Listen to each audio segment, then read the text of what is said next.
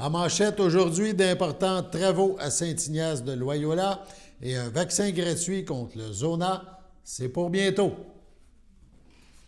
Bonjour à tous et bienvenue à votre bulletin d'information sur les ondes de CTRB, votre télévision locale et régionale, aujourd'hui 27 avril. Comme vous pouvez le constater, des travaux importants vont de bon train à Saint-Ignace de Loyola. C'est sur le chemin de la Traverse. On vous présente une image justement là, de ces travaux.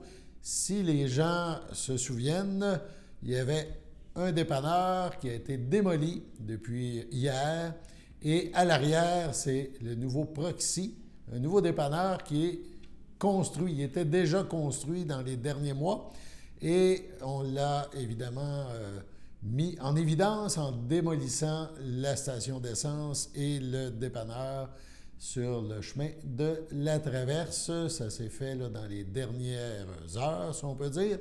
On va réinstaller maintenant évidemment pour l'essence, tout le matériel nécessaire. Ça va se faire dans les prochains jours, prochaines semaines.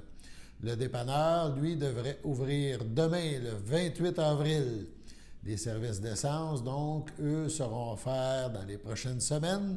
Évidemment, on parle de travaux majeurs de réaménagement, mais évidemment, c'est tout un changement au niveau du look et sûrement au niveau éventuel là, des services pour la municipalité à Saint-Ignace de Loyola, un projet à suivre. Dès le début de mai, la vaccination contre le Zona sera disponible gratuitement pour les personnes vulnérables de 80 ans et plus, ainsi que pour les personnes immunodéprimées de 18 ans et plus. Le vaccin sera administré sur rendez-vous seulement dans des cliniques de vaccination et dans plusieurs pharmacies du territoire. Une tournée des CHSLD est également prévue afin de rejoindre la clientèle cible. Tous les rendez-vous se prendront via la plateforme Clic Santé ou en téléphonant la centrale de rendez-vous au 1-855-755-3737. 1-855-755-3737 du lundi au vendredi de 8h à 16h ou encore en laissant un message vocal en dehors des heures d'ouverture. Les lieux de vaccination sur rendez-vous seulement, il y aura la clinique de vaccination Galerie Joliette, le boulevard Firestone, accès par la porte 6, près du Pharmaprix. La clinique de vaccination Galerie Rive-Nord, sur le boulevard Brien à Repentigny, accès par la porte 1, près de la Banque nationale. Le Zona est une maladie causée par la réactivation du virus varicelle Zona. Environ une personne sur 3 aura un épisode de Zona au cours de sa vie. L'incidence du Zona et de la névralgie post-herpétique augmente avec l'âge et en présence d'immunodépression. Autre modalité payante pour se prévaloir voilà, du vaccin, les personnes âgées de 50 ans et plus qui souhaitent réduire leur risque de développer la maladie peuvent recevoir le vaccin, mais des frais sont toutefois exigés. Ces personnes peuvent s'adresser à leur clinique médicale ou à leur pharmacie pour en savoir davantage. 2 institutions muséales de la Naudière réouvrent leurs portes pour la saison 2023. Pour les 20 ans de la Corporation de la Maison Rosalie Cadron à Lavaltrie, donc, l'organisme vous propose cet été, en plus de ses expositions, une programmation d'activités et d'événements variés qui sauront plaire aux curieux et aux amoureux de l'histoire et des savoir-faire traditionnels. Ouvert dès le 1er mai pour les visites de la Maison Rosalie Cadron, jusqu'à ce vernissage, il est possible, avec un laissez-passer pour revenir visiter l'ensemble des expositions gratuitement. Vous pourrez aussi faire des achats dans la boutique de la Corporation qui sera remplie de produits locaux, des choses faites à la main. 2 expositions sont à l'affiche cet été. Une histoire de rond qui proposera la découverte des rondeurs dans l'histoire, les outils, les religions et même les expressions. La deuxième exposition, Cadre rond, regroupera les œuvres de 8 artistes. Les vernissages auront lieu le 3 juin à 13h30. L'entrée sera gratuite pour cet événement. Cette même journée, de 10h à 17h, il y aura le marché de Rosalie. Une dizaine d'artisans seront sur le terrain pour vous faire découvrir leurs produits et la boutique du musée sera ouverte. Bref, plein d'activités offertes à la maison Rosalie Cadron. On parle d'une conférence d'herboristerie le 8 juillet, de même qu'un atelier de dessin avec modèle vivant le 15 juillet. Des visites suivies d'ateliers créatifs les 8, 22 juillet et le 12 août, mais les places pour cela sont limitées. De retour cette année pour une deuxième édition, il y aura la journée d'échecs le 20 juillet et poésie dans un jardin le 29 juillet, 2 autres journées d'activités gratuites. Le festival Fou du fil sera de retour cette année pour une 5e fois, du 25 au 27 août. Vous pourrez vous inscrire aux activités comme la frivolité, le filage. Il y aura des démonstrations, on parle de teinture végétale et de crochet. En résumé, la maison Rosalie Cadron, située au 1997 rue Notre-Dame à Lavaltrie, sera ouverte du 2 mai au 23 juin, du lundi au vendredi, de 10h à 17h, et à partir du 27 juillet, le mardi, de 13h à 17h, et du mercredi au dimanche, de 10h à 17h. Pour plus de détails, on visite le site web de la maison Rosalie Cadron, où on compose le 450-586-2727. L'équipe de la maison Louis Cyr, on se déplace cette fois à Saint-Jean-de-Mata, est très enthousiaste à l'idée d'ouvrir ses portes aux visiteurs pour la prochaine saison, et ce, dès le 6 mai prochain. Jusqu'au 18 juin, il sera possible de visiter le musée mettant en valeur l'homme fort et son époque tous les samedis et dimanches, de 10h30 à 16h30. Dès le 19 juin, cet horaire s'élargira du mardi au dimanche, pour ensuite reprendre une forme réduite à compter de septembre. La maison Louis Cyr permet de parcourir l'une des maisons qui fut réellement habitée par Louis Cyr à l'époque. Avec ses 2 expositions permanentes, le musée permet aux visiteurs d'apprendre tout sur l'homme fort. L'exposition Louis Cyr et son époque permet de visiter la maison de l'homme comme elle était à l'époque. L'exposition Louis Cyr et ses exploits, pour sa part, permet d'en découvrir davantage sur l'homme, que ce soit sa jeunesse, ses exploits, sa vie dans le cirque, etc. Nouvellement implantée depuis l'été 2022, la visite de la maison Louis Cyr inclut maintenant une activité immersive, l'ajout de casques de réalité virtuelle.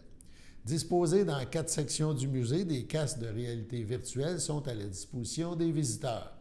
En les enfilant, on y voit apparaître un guide sous nos yeux afin de donner des détails par rapport à la section où l'on se trouve. Et qui sait, peut-être est-il même possible d'y faire revivre l'homme fort.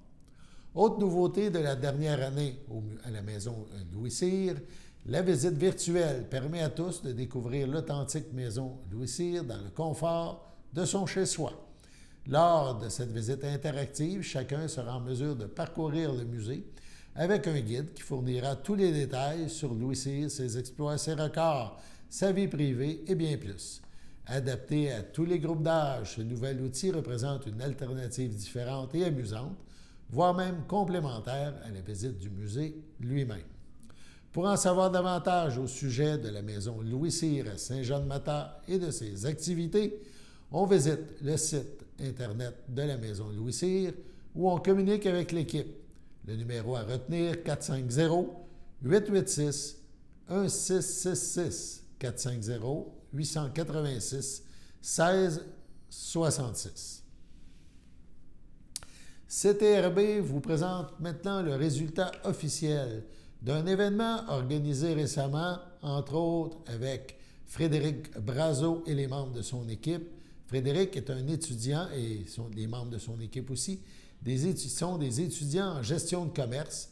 Ils avaient présenté un hot don le 8 avril dernier dans le stationnement du IGA Famille Mondor à Berthierville. Eh bien, peut-être avez-vous participé Donc, vous serez intéressé de savoir qu'ils ont ramassé une somme de 2648 lors de ce hot don. Donc, un montant qui sera remis à l'organisme Moisson Lanaudière. Félicitations à toute l'équipe. On passe maintenant à la fabrique du Saint-Laurent, la fabrique de la paroisse Saint-Laurent. Elle est en campagne de levée de fonds. On parle, pour les gens peut-être un peu plus âgés, de la fameuse dîme. Le but de cette levée de fonds annuelle, eh bien, c'est de garder les 3 églises, celle de Saint-Ignace de Loyola, de Sainte-Geneviève de Berthier, la communauté de Sainte-Geneviève, et l'Église, la communauté de la Visitation de l'île du Pas. Donc, c'est pour aider à garder ces 3 églises ouvertes et pouvant recevoir les gens. Donc, on souhaite les garder les plus longtemps possible. Les gens de la fabrique de la paroisse Saint-Laurent remercient du fond du cœur toutes les personnes qui s'impliquent auprès de ces églises, justement pour que celles-ci demeurent en opération.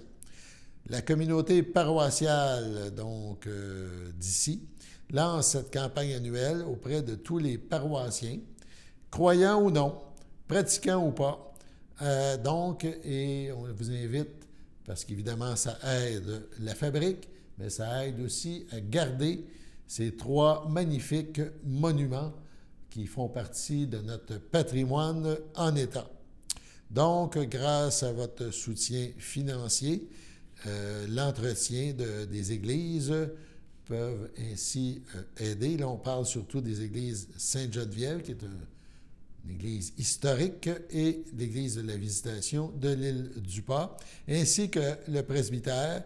Bref, tout ça aide à financer certaines opérations. Donc, on rappelle la dîme, qui, dans le fond, est une levée de fonds annuelle. On vous invite, évidemment, et vous pouvez recevoir, lorsque vous contribuez, un reçu fiscal pour l'année 2023. Donc, l'invitation à s'impliquer dans sa communauté, dans sa paroisse, ça nous provient de l'abbé Daniel Roy, curé de la paroisse, du marguillier Bernard Denis et du trésorier marguillier Yvon Lacoste. Donc, on vous invite à être généreux. Sur ce, on passe à la pause. Si vous voulez participer aux activités offertes au groupe d'entraide en santé mentale Berthier-Lavaltrie L'Envol, plusieurs options de transport gratuit vous sont offertes. Le covoiturage, le transport avec un bénévole du CABA ou le transport adapté. Le territoire desservi, Berthier, Saint-Cuthbert, Saint-Norbert, Sainte-Élisabeth, Les Îles, Sainte-Geneviève, Lavaltrie, Lanoraie et Saint-Barthélemy. Contactez-nous pour plus d'informations.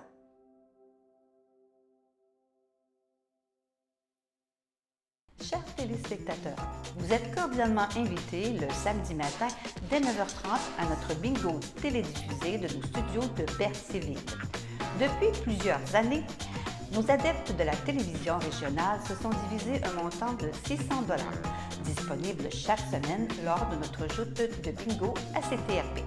Un amical animateur et ses joyeux compères, dont un technicien et 2 bénévoles, partagent tour à tour cette émission dans le but de vous agrémenter durant 60 minutes. Un moment de plaisir qui pourrait s'avérer payant pour vous. Vous pouvez donc vous procurer les cartes de jeu chez les dépositaires participants et j'ai nommé à Berthierville, le dépanneur Formule 1 et le garage Pétroté, sur la rue Gilles Villeneuve, le marché IGA Extra sur la rue Gabrielle Brissette, le marché Métro sur la rue Notre-Dame et la pharmacie Proxime sur la rue Frontenac. À Saint-Ignace-de-Loyola, le dépanneur Esso sur la rue de la Traverse et le marché Aldo sur le rang Saint-Michel. C'est donc un rendez-vous hebdomadaire chaque samedi matin dès 9h30 sur les ondes de CTRP, votre télévision régionale et communautaire, maintenant en haute définition. On vous attend donc en grand nombre et toute l'équipe vous souhaite bonne chance.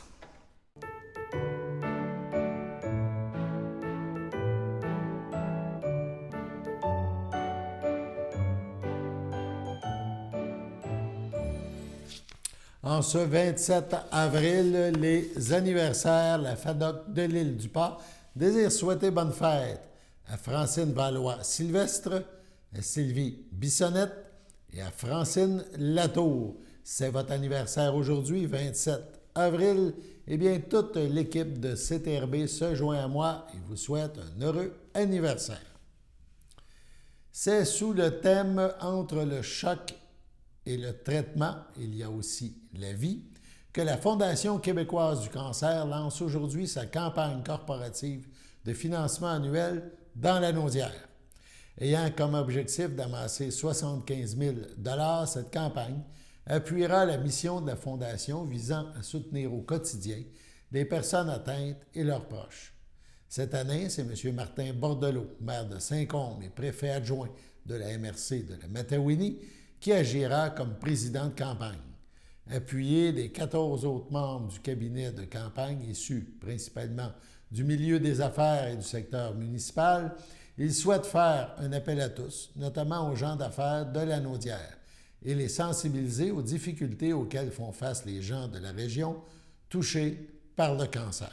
On le cite, « C'est avec un grand honneur que j'ai accepté de présider cette campagne d'importance capitale. Nous connaissons tous quelqu'un touché par cette maladie et son impact sur la personne atteinte et les personnes de son entourage. Je vous invite à être généreux, puisque les sommes amassées profiteront aux gens de notre région.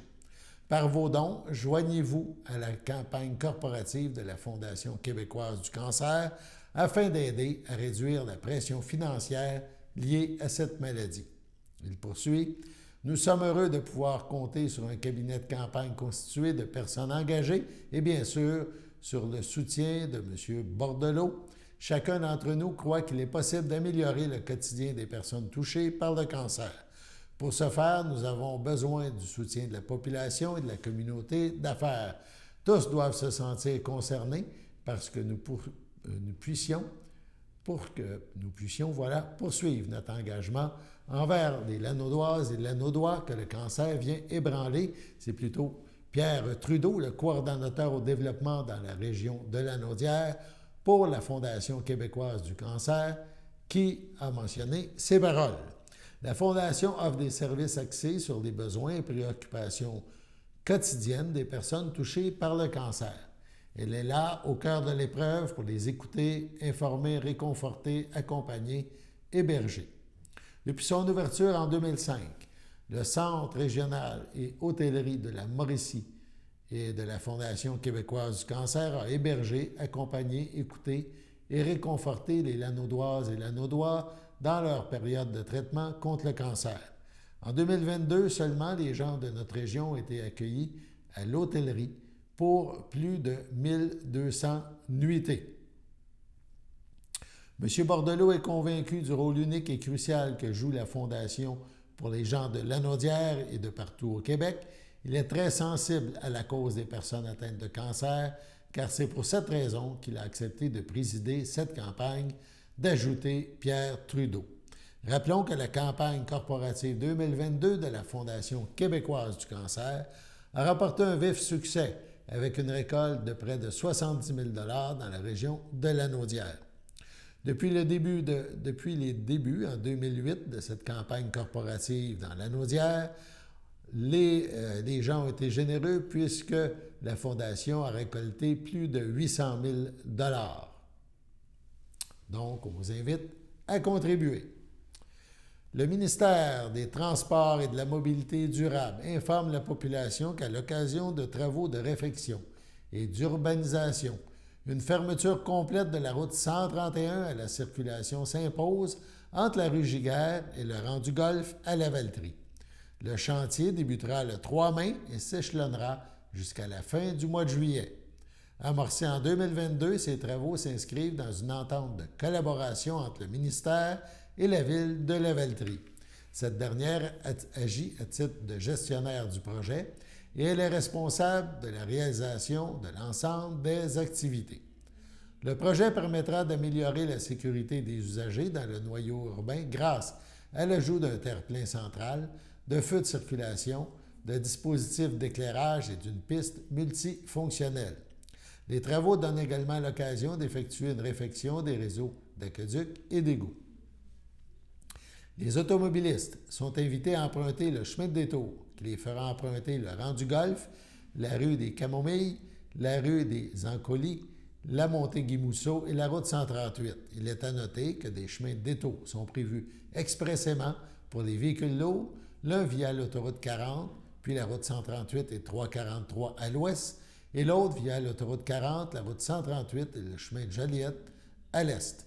Le ministère des Transports remercie à l'avance les usagers pour leur collaboration. La durée des travaux, des entraves et les entraves peuvent être modifiées en raison de certaines contraintes opérationnelles ou des conditions météorologiques. Afin de connaître les entraves en cours à venir, les usagers sont invités à consulter Québec 511. On se rappelle qu'il y a quelques jours, la Caisse Desjardins de Dautrey a tenu son assemblée générale annuelle. Ça s'est fait en présentiel à la Valtrie et en même temps, on pouvait suivre sur Internet. Ce qui est important de mentionner, c'est qu'il y a eu élection et on nous confirme le résultat. Donc, il y avait 4 postes qui étaient en élection possible. 3 postes ont été nommés, se sont réglés, si on peut dire, par acclamation, donc il n'y a pas eu d'élection. Ainsi, on rappelle qu'Antoine Drainville-Mongeau, Paulin-Antoine Nollet et Patricia Rinfray ont été élus ou réélus.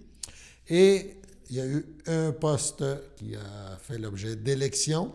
Et la candidate qui a eu le plus de votes est Karine Marois, qui se joint donc au conseil d'administration de la Caisse Desjardins de Dautrey. On parle maintenant du CABA qui prépare une nouvelle sortie. Donc, c'est le 19 juillet. Ça a l'air loin, mais il faut s'inscrire dès maintenant. On partira le matin à 9h15 du CABA à Berthierville. À 10h, on visitera, ce sera une visite guidée de la maison Antoine Lacombe à Saint-Charles-Borromée. Il y aura pique-nique dans les jardins de la maison Antoine Lacombe à midi.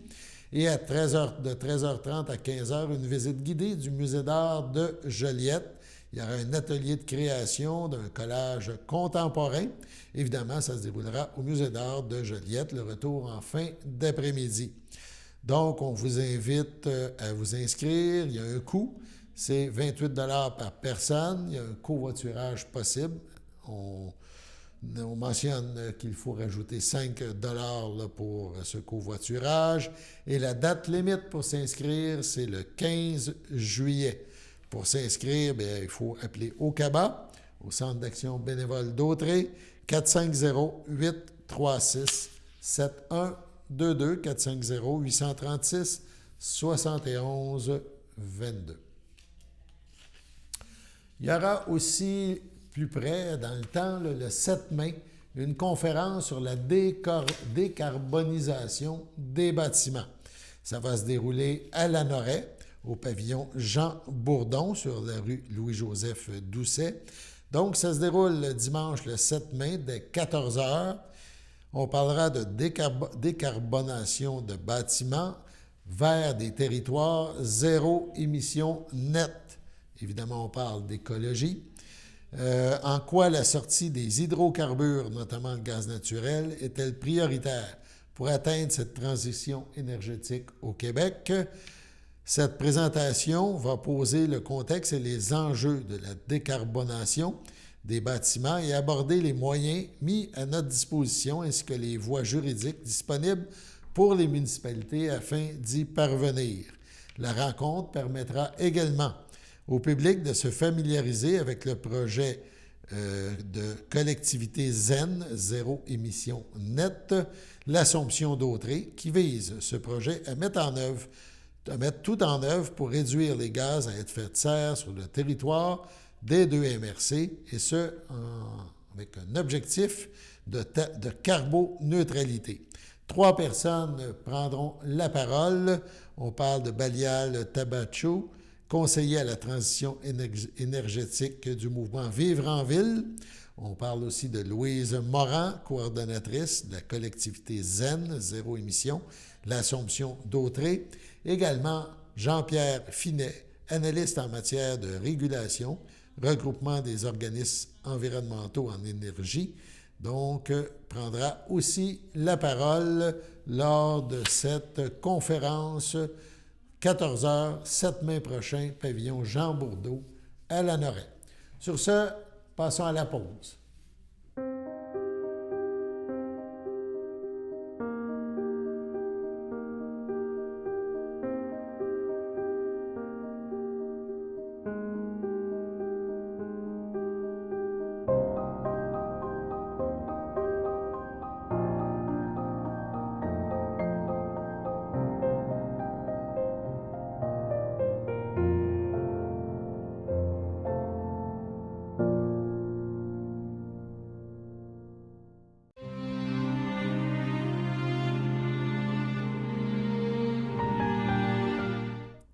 À son domicile, le 14 avril, à l'aube de ses 61 ans, est décédé Nelson Rémillard, fils de Thérèse Tellier et de feu Jean-Claude Rémillard, demeurant à Montréal. Il laisse dans le deuil, outre sa mère, ses sœurs et son frère, Denise, Diane et Roch Rémillard, ses nièces et son neveu, José, Alexandre Bellan, leurs enfants Florence et Xavier, Mathieu et Sophie, ses tantes et son oncle, ainsi que plusieurs autres parents et amis. La dépôt immortelle ne sera pas exposée. Une cérémonie aura lieu en privé à une date ultérieure. M. Rémillard sera inhumé ultérieurement au cimetière de Berthierville. Sur ce, passons à la météo.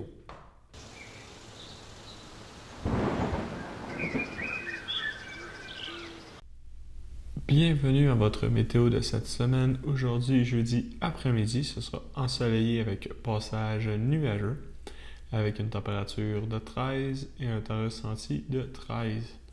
Jeudi soir, ce sera des passages nuageux avec une température de 9 et un temps ressenti de 8. Jeudi nuit, ce sera dégagé avec une température de 1 et un temps ressenti de moins 1.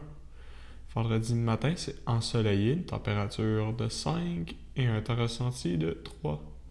Vendredi après-midi, ce sera généralement ensoleillé, une température de 16, un temps ressenti de 16. Vendredi soir, ce sera des passages nuageux avec une température de 12 et un temps ressenti de 11. Et voilà, c'était tout pour votre météo. On vous a présenté le bulletin d'information sur les ondes de CTRB en ce 27 avril. Un bulletin composé de nouvelles locales et régionales, vos nouvelles. Alain Bellumeur au pupitre, un merci à toute l'équipe et on se revoit demain pour la dernière édition du bulletin cette semaine. Bonne journée.